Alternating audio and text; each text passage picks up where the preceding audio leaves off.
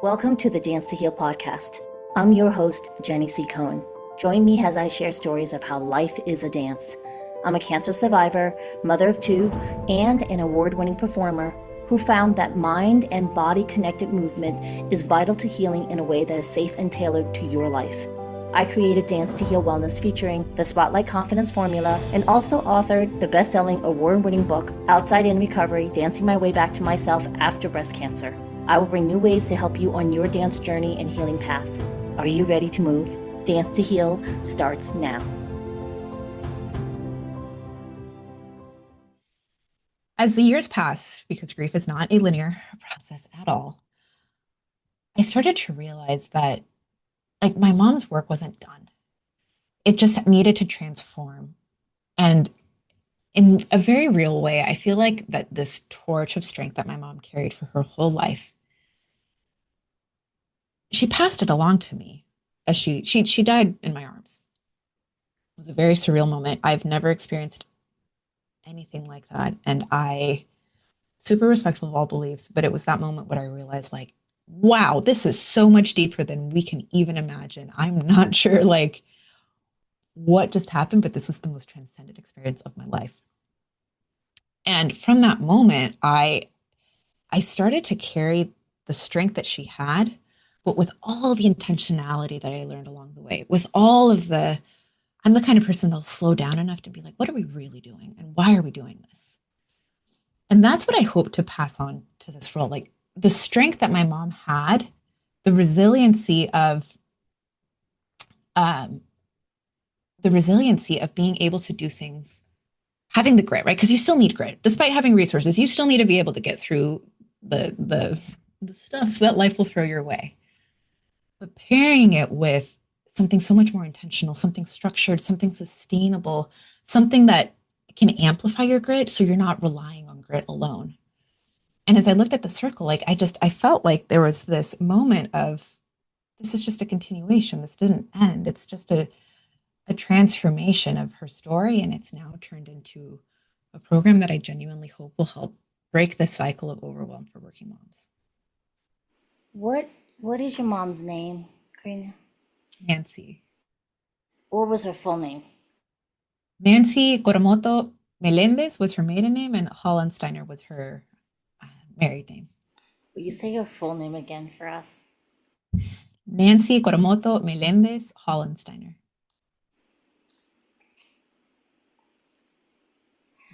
I'm so emotional right now. It was really special for her to come here and be here with us, audience members, as a person who survived the arduous care of breast cancer treatment in the Western world back, 11 years ago. I can totally have even just a tiny idea of her fight because, she fought longer, I think, than that, right, Corina? She fought for 10 years. Yeah, that's a long journey, folks, to be undergoing treatment. And I really appreciate you sharing her story and letting us know what the motivating factor was behind all of this work that you do. In this day and age where everyone's trying to make a mark in the world and leave some form of influence, I think it makes a big difference for us to hear why you're doing this, because then it really truly increases the depth factor. Does that make sense? Because someone launching my program, it originally started for breast cancer survivors, and then it morphed into the women that I was before I got cancer, before my body just broke down and said, I can't take this anymore. Why are you not taking the load off? Right? Why are you not doing this? I love you, my body to me. I love you, but I really can't keep you safe anymore. And that's what I hope for women and men too, because men can get breast cancer, any type of cancer. When do you actually pay attention when your body's saying, please stop taking me for granted? We come on this earth and we're actual souls. No one knows what keeps us alive, what made us alive, right? And we have purposes we're supposed to fulfill, and our bodies were gifted to us to hold our souls, to get that mission accomplished. It's a two-way street, folks. It's two ways. Your body listens to you. You need to listen to your body. That's my new like soapbox I will die on, Karina. Like, How was that hello. your Right? Because for me, I danced throughout my treatment, and it was one of the few times I listened to my body. It was this two-way street. And then I realized, oh, we all should be doing that because all the signs were there before I got cancer, Karina. I just didn't listen. And then even after cancer, I still didn't listen until I almost lost one of my kids who was in severe distress. And then once I started to listen, I got all these downloads, right? Like for example, like when my son was diagnosed with type 1, and so I'm going to get spiritual, folks, because I think it's really important that we acknowledge there are levels of consciousness way bigger than what we know as humans. Sorry, just deal with it. It's okay if you unfollow or you're like poo poo, whatever. There's a life lesson. Listen, stay with us here. And when my son, who I had through in vitro, so my babies, my husband had testicular cancer, and we had to go through IVF. And we weren't supposed to have kids because during the workup for me to do that, they discovered I had severe endometriosis. I had a cyst on one of my ovaries. I never would have gotten pregnant naturally anyways. So the silver lining to Michael getting cancer was, oh, we had to bypass that long, arduous checklist of all the things you do before you go to in vitro. We were like, oh, we have to do in vitro because we had to store his sperm before his chemotherapy started officially, right? And then it was a running joke at that time.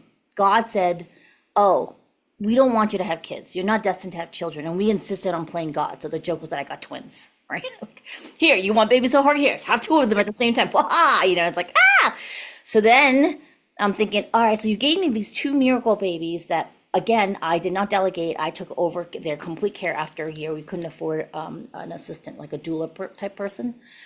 I did everything. I stopped working. I let my licensure has an OT expire. We ended up homeschooling them.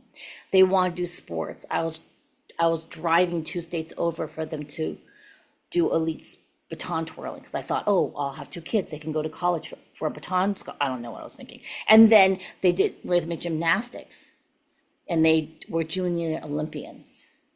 That level of training, right? Because their coaches didn't think they had a future. And then I was like, no, what do you mean my kids don't have a future? Just roll up my sleeves. What do you mean? And then, they wanted it. So they worked for it. And remember, I couldn't do any of that stuff. It was them being given the opportunities. We made that happen, right? And then out of the blue, my son has diagnosed with type 1 diabetes. And I was so angry, I stopped talking to God. Just was like, are you kidding me? How I can't, what, type 1 diabetes, you can't joke about stuff like that. This is like back then, before they came up with all these current sensors that will even turn off your insulin. It was a guessing game those years ago. So then I didn't sleep for 4 years. And I was so angry at God, like, how could you do this to him? And then during my cancer treatment, I got a download. So I'm doing chemo, and when you're going through chemo, they kind of kill you to save you. Because the chemo, they can't keep it just to the cancer. It goes throughout your whole body. You get chemo brain, you get chemo rages. It kills off parts of your body that has to slowly come back, right? So in the middle of this really hard time of having poisons injected into me, I got a download from God. You don't need to understand. But because you asked so much, your son got type 1 to slow him down.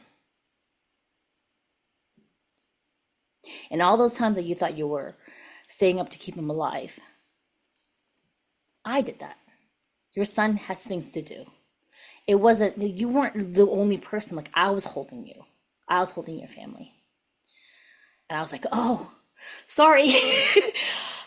I didn't understand. I understand now. You know what I'm saying? And so it was really interesting to have that perspective back then. However, going through chemo, you have to disassociate. You leave your body during it, and then I didn't come back. And then my other child went into distress, and we it was very acutely scary the first 2-3 years with the self-harm and the suicidal ideation. It was maximum care, right? So for moms out there who are hearing this, right, there comes a time though you do need to delegate, because as I recover and come back into my body from the cancer, right, I don't want to go back there because my body is starting to get strong again. right? So those of us who were gifted that privilege of staying around, like your mom got to stay around for 10 years, but she didn't have your system then, Karina. She, and you know, I'll give you a preview. Well, first off, like what a story, Jenny, because it's incredible to see the resilience that continues to grow, even as y'all have gone through so much. And instead of, I mean, there's the moments, right? It's not a linear path. So there's the moments of doubt, of asking God, like, what? How could you? And then the silent treatment, like, we're not doing this. I don't know what else you have rolled up your sleeve. And then the surrender and the release of there's something bigger going on here. Something you will see in the delegation guide, the delegation playbook. Sometimes we get really overwhelmed as to what to delegate because it all feels like, where do I even start? And it all feels equal. Like there's 50 tasks to do. But in reality, those 50 things, they can all be categorized. I actually had this as a download when I was pregnant with my twins. I was sitting on the corner of our couch, 38 weeks pregnant. Very rare to get to 38 weeks when you're pregnant with twins. So I was huge. Um, and there was so much left to do because we still had the toddler and there's all the stuff that you think that you need. You don't actually need that much of it. But anyways, you think you do. And I so badly wanted to like get up and just nest or whatever. And I couldn't. Like I couldn't actually move without being in an immense amount of discomfort. And I realized the only person, like literally out of everyone in this entire house, the only person that can rest enough to keep these babies cooking a little longer is me. No matter how much money, no matter how much, like there is no physical way for anyone else to do this rest work except me. And this might sound so simple, but for me, it was like a revelation of, wait a second, wait a second. So what does that mean? What are the things that only I can do? And there's a model that you'll see in there that it's me tasks, we tasks, and they tasks. And it's the basis of how anytime I'm overwhelmed and anytime I'm looking at the list of like 50 things, I use that as a frame to say, okay, what are the only things that I can do? And what's really ironic is that if you do this right, you'll see that it's the me tasks are usually the things that we overlook the most. It's things like caring for your body, moving your body, eating. Like someone else can help prepare the food, but really only you can eat.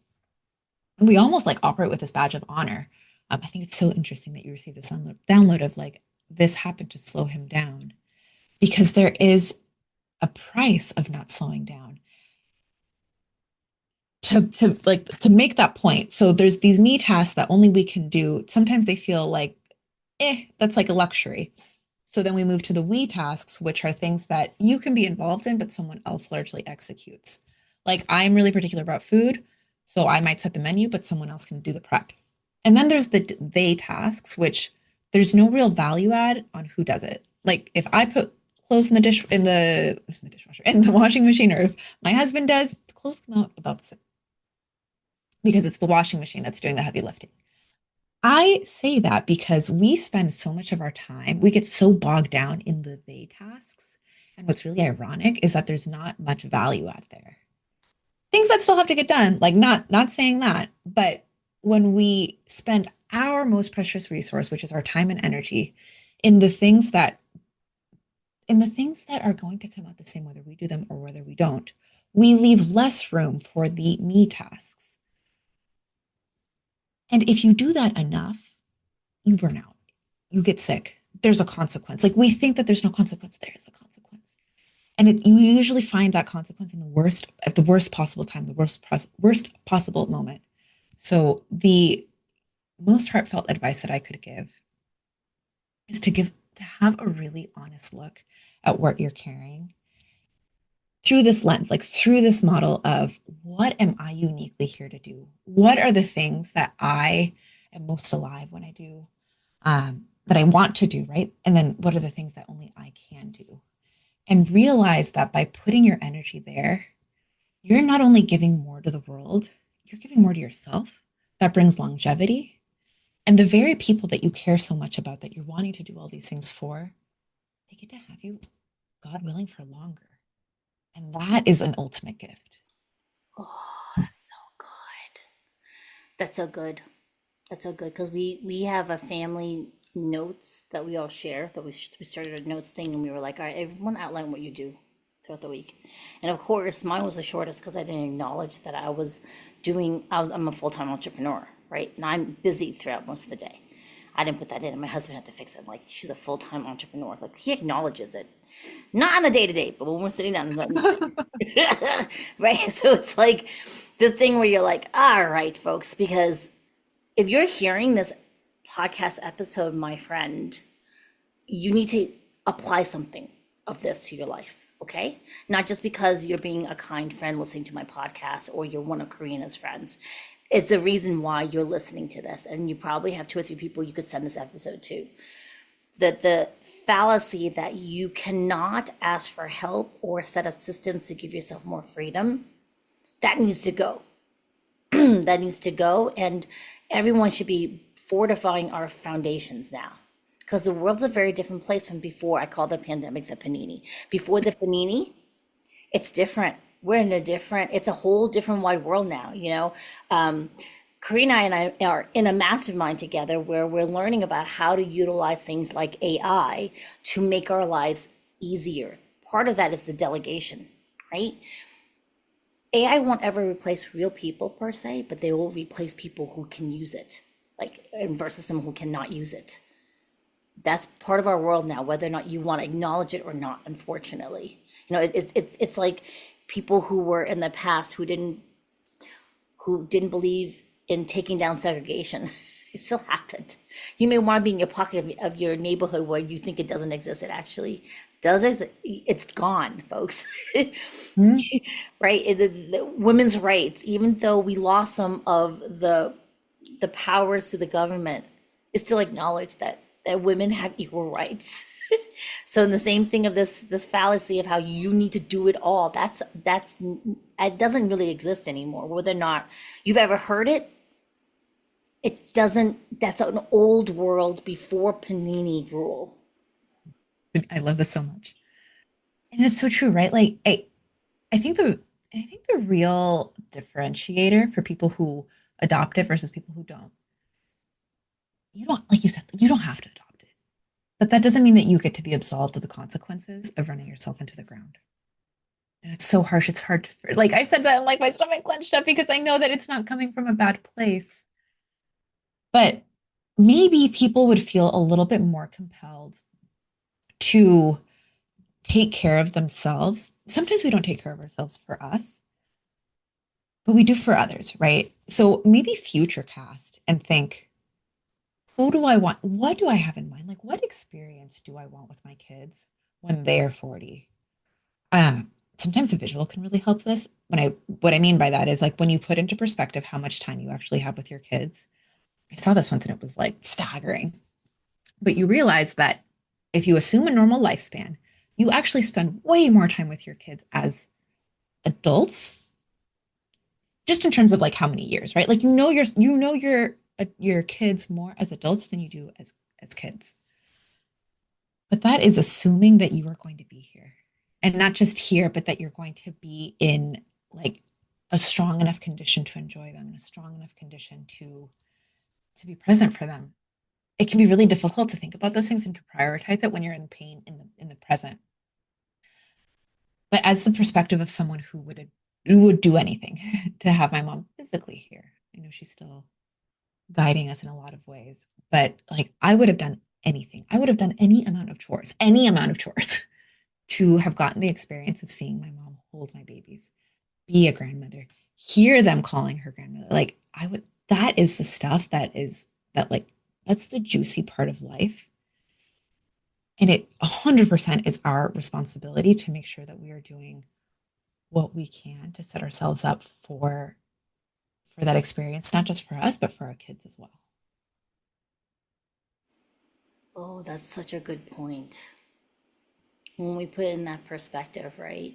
In terms of you, my audience, and me and Karina also, if we're future casting into quality, real quality connections with the people that are important in our lives, it makes decision making on how to delegate a little bit different, a lot different. And I'm going to also say, just because we're also worried about ourselves being around, having a child that could die in their sleep puts it into perspective. Would you rather your times now with them be quality? You know, when you're at your best, when they're at their best, because that is affected if you're trying to do everything all the time, right? It made it very clear to me. There's since they have the story about like the spoon theory, you know, how when you're dealing with a long-term illness, I think it applies to anybody, honestly, now after after the lockdown, the panini, a lot of us have limited energy, all of us, because we have this fatigue and also this grieving we haven't done together as a world yet on that level. None of us have really addressed it. So we're really tired.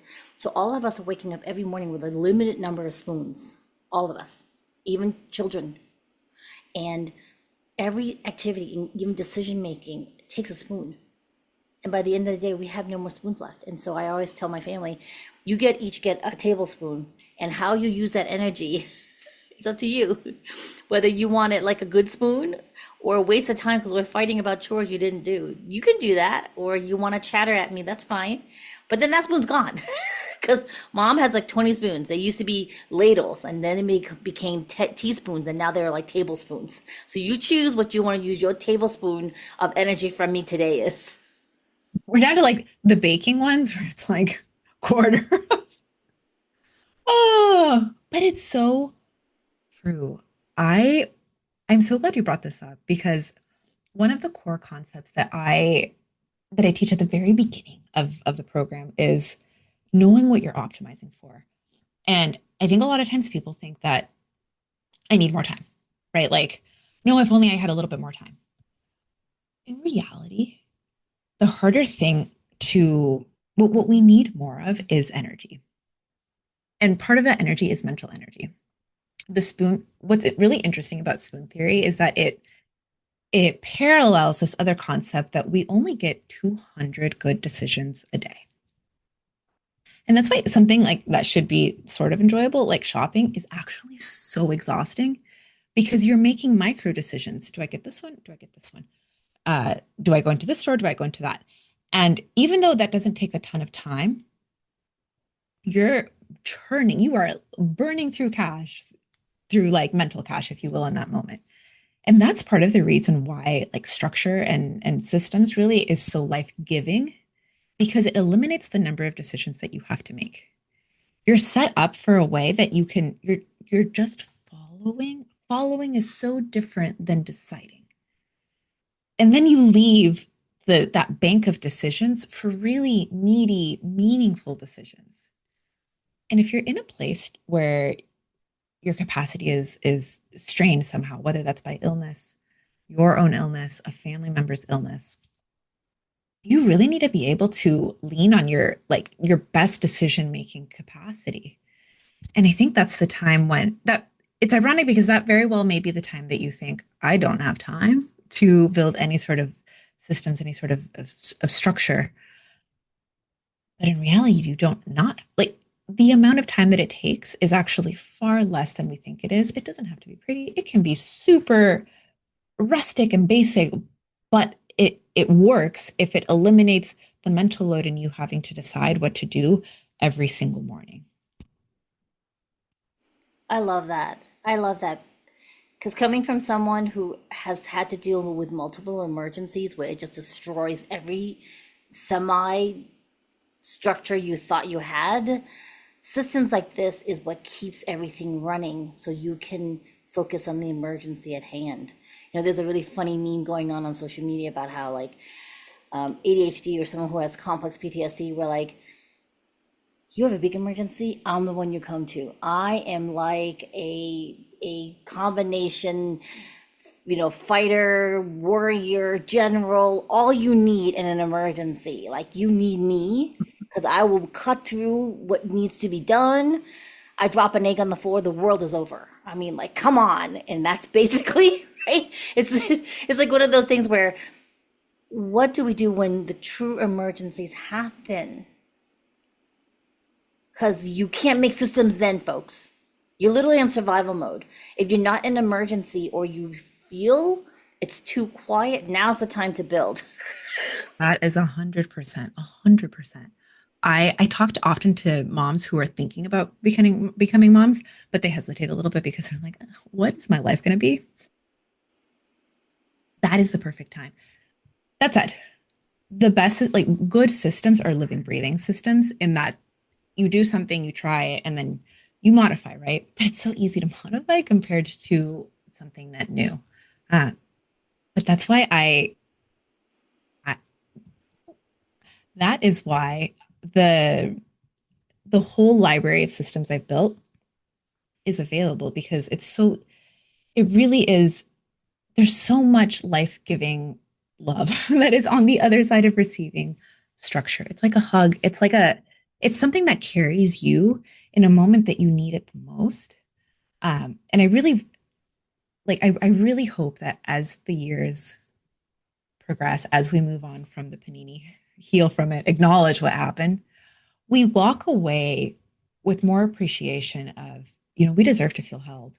We are so deserving of that structure. We don't have to just rely on grit and tenacity alone. Like, let's have it, let's lean into it, but let's amplify it so that we can meet that better version of ourselves instead of grinding through and then realizing, wow, we really missed out on a juicier version of our lives. I love that. Oh, I love that. So, folks who are listening in, remember the gift from Corina is located at join.momswholeverage.com/delegate. Don't forget to also access my gift of danceandheal.com so that you can marry those two together. They'll help you get to a place where you are functioning at your optimal best. Karina, thank you so much for coming. We're gonna have to have you come back. I think this episode might actually be cut in two. So we were gonna look forward to having you coming back. Thank you for coming, folks. We'll see you next time. Bye. Absolutely. Thank you so much. Thanks for listening to the Dance to Heal podcast with Jenny C. Cohen. Come back next time to hear stories of inspiring triumph and learn more ways that you can heal yourself. To work with me and continue your journey, visit danceandheal.com. Are you ready to move?